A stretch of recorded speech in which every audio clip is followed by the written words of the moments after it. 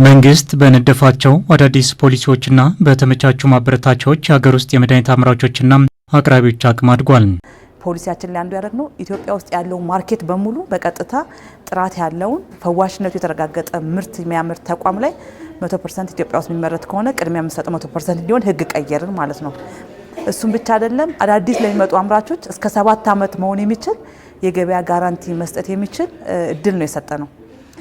እሱን ካደረግን በኋላ የቁጥጥር ተቋማችን ደግሞ አቅሙ መጠናከር አለበት ምንለውን ለሀገር ውስጥ አምራቾች እድሉን በሙሉ ስንሰጥ ጥራት አለ ወይ ፈዋሽ ነው ወይ የሚለውን የሚቆጣጠረው ተቋማችን የዓለም አቀፍ ስታንዳርድ ማሟላት ነበረበት። ለባለፉት 2 ዓመታት በጣም ትልቅ ኢንቨስትመንት፣ የቴክኒካል አቅም ማሳደግ፣ ኢንፍራስትራክቸሩን፣ የላቦራቶሪ ግብአቱን አጠናክረን የሀገር ውስጥ የምግብና መድኃኒት ቁጥጥር ተቋማችን በዓለም አቀፍ የዓለም ጤና ድርጅት መመዘኛ መሰረት የብስለት ደረጃ 3ን እንዲያረጋግጥ አደረግን ማለት ነው። የተወሰዱ እርምጃዎች የመድኃኒት አምራችና አቅራቢዎች እድሎችንም የሰጠ ነው። ኢትዮጵያ ውስጥ አንድ አምራች ምርት ሲጀምር እስከ 5 ዓመት የሚደርስ የፎይታ ጊዜ ያለው ግብር የማይከፍልበት ከውጭ አምራቾች ጋር ሲወዳደር እስከ 25% የዋጋ ተነጻጻሪ የሆነ የዋጋ ፕሪፈረንስ አለው። ከዛ በተጨማሪ እንደ ኢንዱስትሪ ፓርክ ያሉ ቂሊንጦ ኢንዱስትሪያል ፓርክን የመሰለ በደንብ ኢንቴግሬትድ የሆነ የተቀናጀ ሰርቪስ የሚሰጥበት በአፍሪካ ብቸኛ የሆነ የመድኃኒት ማምረቻ ፓርክ አለ። ከዛ በተጨማሪ እንግዲህ ኢትዮጵያ ውስጥ አንድ አምራች በሚያመርትበት ጊዜ ለአምራቹ ብቻ ተከልሎ ከውጭው ዓለም የተገደበ የጨረታ ስርዓትም ተዘርግቷል።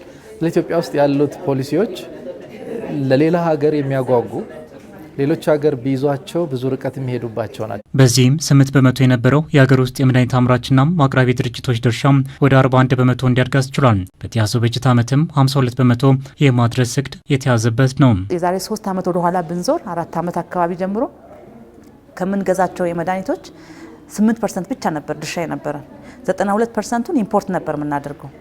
ዛሬ ላይ እስከ 2017 ድረስ ያለን ሪፖርት 41% ማድረስ ችለናል። በ3 ዓመት ውስጥ በተደረገ የፖሊሲ ለውጥ ድጋፍና ክትትልና የቁጥጥር ስርዓታችን በማጠናከራችን ጭምር 41%ን ያህል ግብአቶቻችን ሀገር ውስጥ የሚመረቱትን እንዲሆኑ ማድረግ ችለናል።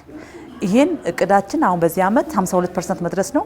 አሁን እስከ 6ኛ ወር ድረስ 60% ያለ ሀገር ውስጥ ምርቶቻችን ከግል አቅራቢዎች ከሀገር ውስጥ አቅራቢዎች ጋር ውል ገብተናል። አስቻይ ሁኔታዎች የተፈጠሩ ቢሆኑም ይላሉ አምራቾች፣ በሙሉ አቅማቸው ለማምረት የሚቀርበው የስራ ማስኬጃ የፋይናንስ አቅርቦት ፈተናዎችን መፍታት እንደሚገባ ነው የተጠየቀው። የስራ ማስኬጃ ፋይናንስ እጥረት ኢንዱስትሪያችንን በትልቁ እየፈተነው ነው በአሁኑ ሰዓት። አንደኛው የስራ ማስኬጃ ፋይናንስ ገንዘብ፣ ሁለተኛ ደግሞ የተፋጠነ የአምራቹን ያስቀደመ የውጭ ምንዛሬ አቅርቦት ውስን ናቸው። በዚህ ዓመት ብቻ ከ15.6 ቢሊዮን ገንዘብ በላይ ከኛ ጋር ውል ገብቷል ለማቅረብ። ያንን ካፒታል እንዲያገኙ ከማድረግ አንጻር እኛ በቅድሚያ 30% ያህል ድረስ ቅድመ ክፍያ እንሰጣቸዋለን እንዲያመርቱ። ግን ከዛ በላይ ቴክኖሎጂያቸውንም ለማሻሻል ካፒታል እንዲኖራቸው ይፈልጋሉ። ይሄንን ከማመቻቸት አንጻር እኛ እንግዲህ እንደ ሴክተር እያደረግን ያለነው ከባንኮች ጋር ፋይናንስ ከሚሰጡ ተቋማት ጋር ይሄን አድቮኬት ማድረግ ካምፓኒዎች ኃላፊነት ኖሯቸው ከፋይናንሻል ሴክተሮች ጋር ሆነን 3ትዮሽ ውል ገብተን ብድር በቀላሉ እንዲያገኙ የማድረግ ጅማሮች አሉን።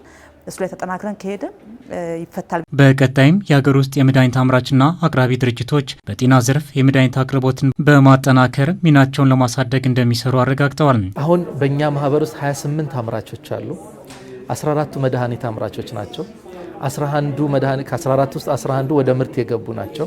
የቀሩት 14ቱ ደግሞ የሕክምና መገልገያ እንደ ሲሪንጅ፣ ግላቭስ፣ የመመርመሪያ መሳሪያዎች የሚያመርቱ ናቸው። በሂደት ይሄ ቁጥር እየጨመረ እንደሚሄድ እንጠብቃለን። ይሄ አምራች በሙሉ አንድ ላይ በሙሉ አቅሙ ቢያመርት እስከ 60% የሚደርስ የኢትዮጵያን የመድኃኒት ፍላጎት መሸፈን ይችላል።